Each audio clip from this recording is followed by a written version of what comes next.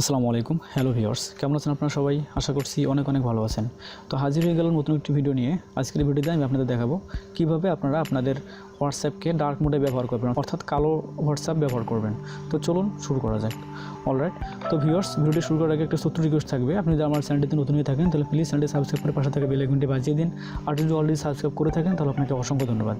তো ভিউয়ার্স, প্রথমে আমি আমার হোয়াটসঅ্যাপে যাচ্ছি।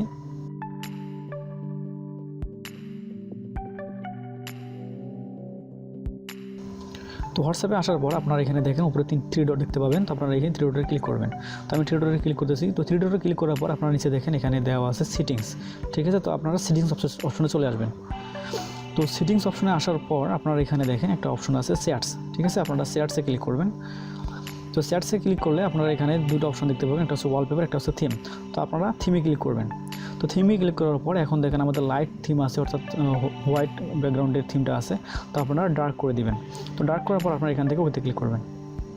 অলরাইট, তো ভিউয়ার্স দেখেন আমাদের কিন্তু ডার্ক মোডে হোয়াটসঅ্যাপটা চলে আসছে, ঠিক আছে। তো ভিউয়ার্স, আশা করছি ভিডিওটি আপনাদের ভালো লেগেছে। ভিডিও ভালো লেগে থাকলে অবশ্যই লাইক দিবেন, কমেন্ট করবেন। এরকম আর নতুন ভিডিও পেতে চ্যানেলটি সাবস্ক্রাইব করে পাশে থাকা বেল আইকনটি বাজিয়ে দিবেন। ভালো থাকবেন, সুস্থ থাকবেন। আল্লাহ হাফেজ।